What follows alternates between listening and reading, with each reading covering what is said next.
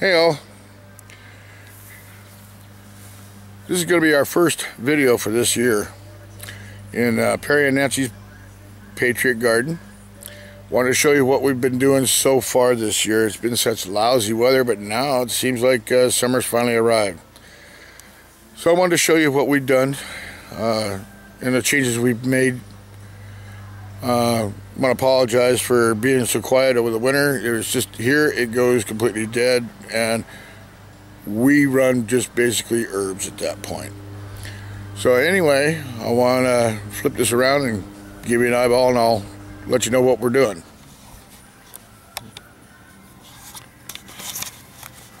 Okay. This is our herb gardens, or the start of it. Of course, we have spearmint. Here we have a couple of different kinds of chives, oregano bed, and celery. We've kind of split our celery beds up with the main garden this year. Here we also have some leeks and some parsley. These here have just been planted. It's Nancy's beets. It looks like they're starting to come up pretty good. They're mainly in the cooler area in the back there, so it doesn't get sun hard and hot all day. This bed has 3 different kinds of thymes in it: regular thyme, lemon thyme, and an orange.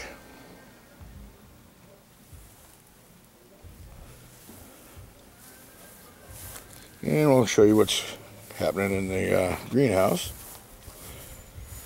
Done some changes here and there. We turned this mainly into an herb and baby bed area for new seedlings. Starting clear down at the end there. There's a couple of different kinds of mints that I'm going to transfer into larger outside containers. One's a chocolate mint, and the rest of our spearmint and mint. In the main little bed to the left, we got lemon balm and lavender and sage. We got 3 or 4 tomato plants we put in here. They were looking pretty poor, so they're doing a lot better. And we also have this kind of sage. We have another bucket of leeks coming up that I'm going to transfer or transplant here when they get just a little bit bigger. Over in the far corner we have more oregano and a couple different kinds of rosemary in there. Cilantro, and this is all sweet basil. And we have more spearmint, mint. Those will end up, like I say, transferring those to the outside. Things I need to finish up on over here on this side in the fruit section. I've got 2 kinds of cherry trees. This is a Bing. The other one's a Rainier. Both are really nice, sweet, big, juicy cherries. We've had these for 3 years now, and we're getting a few cherries on them. Each year you look forward to see how much better they do, or how much more they'll produce.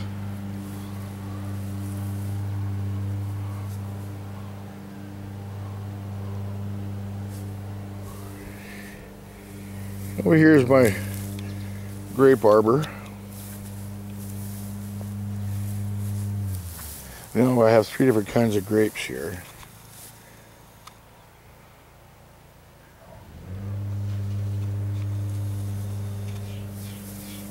These guys are my Marionberries. They're a large blackberry, and they are really doing good. They had a lot of blossoms. We're going to have probably this year 3 times the amount, or if not more, berries. These things, look at that. Every end has a small green berry there. they're doing really well. I just need to clean the rest of these out, which I'm getting ready to do after I get done here filming this. This is my raspberry bed.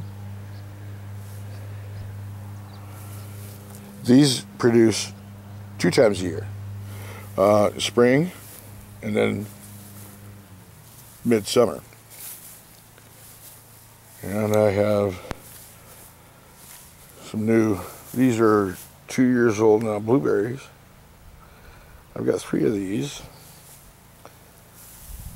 They're just now really starting to develop and grow properly. They do require a lot more fertilizer and a lot more water throughout the summer. My grandson is going to be here in a few weeks. So Sherilyn is done with her, I guess you would call it like an internship. She has just graduated her nursing school in Portland, and she has to give up to, I think, another 200 hours for her training. She's working at a correctional facility right now as a nurse. These 2 containers are especially for the grandson. Method to my madness. Keeps him out of the strawberry bed. The main beds. We expanded this. These are the older berries. These are all new berries that we set in and put in this new box of berries. They just keep replenishing themselves year after year.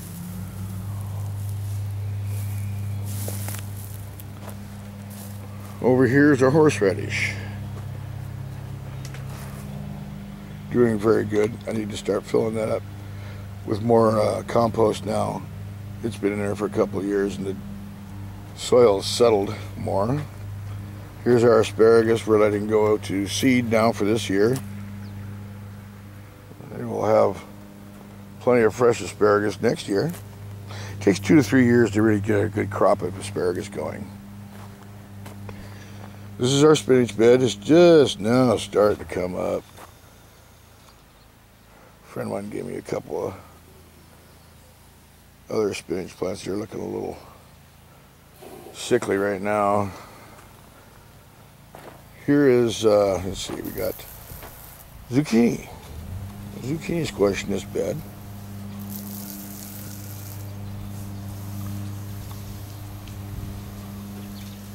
Over here we have yellow, I believe they're straight neck, not crooked neck, yellow squash.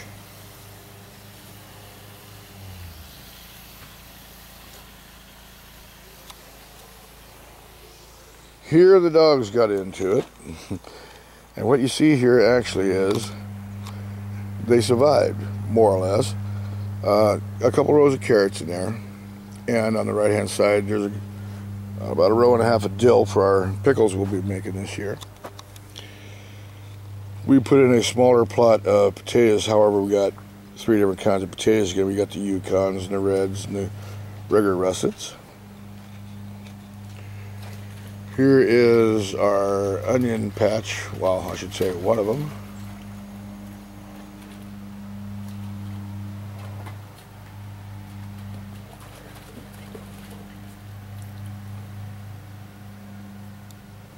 Over on this side, I've transplanted the rhubarb.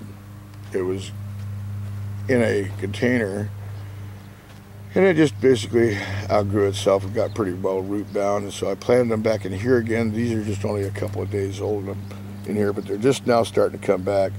All the foliage that had been nice and green when I put them in there, of course, died off because of the trauma of being transplanted.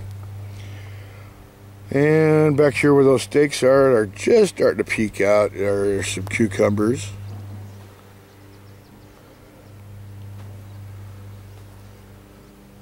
I just planted this area yesterday. This is going to be our Swiss chard. Oh, sorry, collard greens. which is basically like Swiss chard. I love greens and bacon or a ham hock or something like that. Take that, cook that up, and maybe pour it over a little bit of cooked rice. Oh yeah.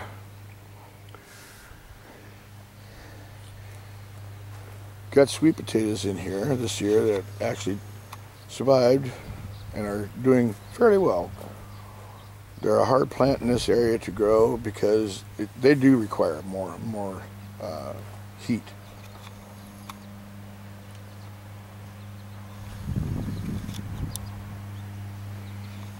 This I'm using, this is actually an anise that I use the fronds for, but however the stalks are really good too. You get kind of a good taste on fish, poultry. Here we have a few more of the celery. Now you'll notice these are more or less yellow. Two things are happening here. The one we transferred from that other bed to here, which is not as nutrient filled as the beds, so we're bringing them back with some fertilizer.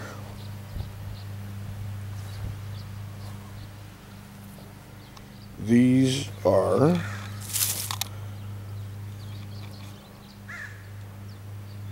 let's see, parsnips from last year, and the roots just keep growing, so I figured, well, I'll just take the tender roots off them for, if anybody likes parsley in their stews or fried parsley, good stuff. Now we put in a new fence this year for our peas. It'll be much more substantial strength-wise to hold up all the weight these guys will have.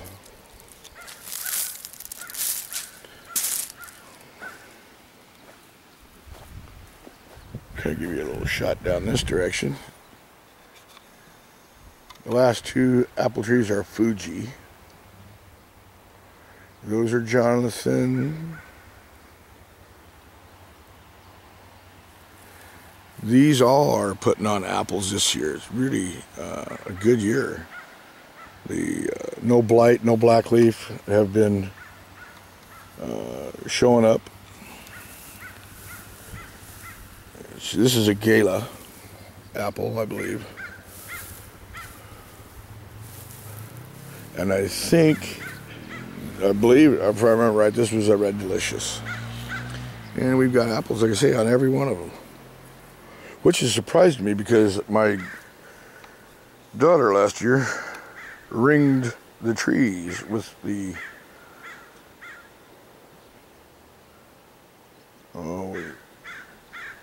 weed eater, whatever it's got, but it has a lot tougher line on it. Boy, it just barked them. So actually, they're making a comeback. Here we have, these are a large bean. They are a pole bean, but they are a shell bean.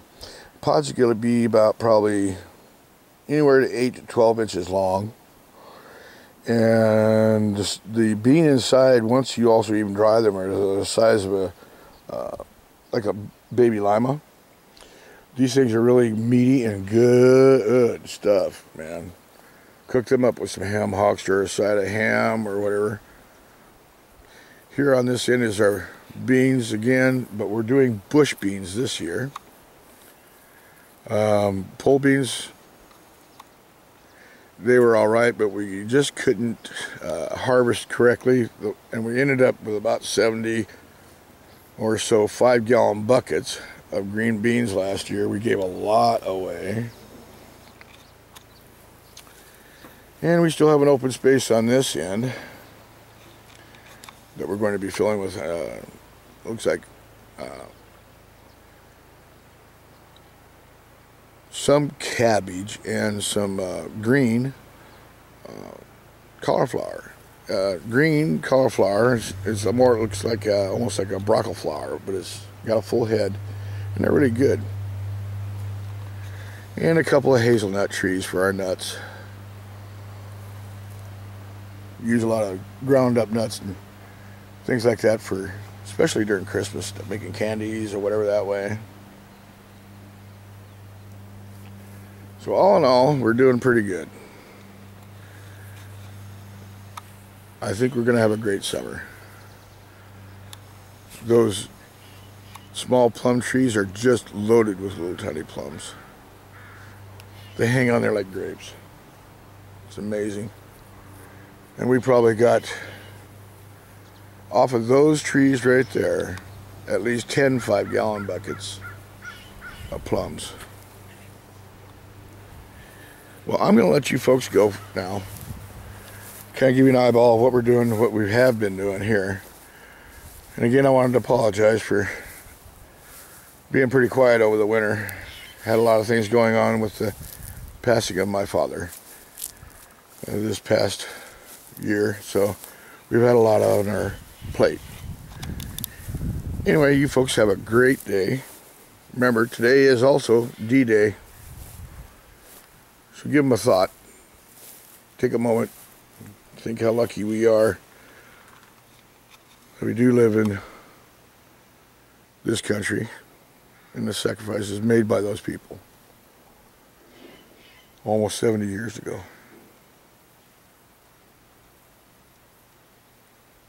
Well, this is Perry and Nancy signing off. See you later.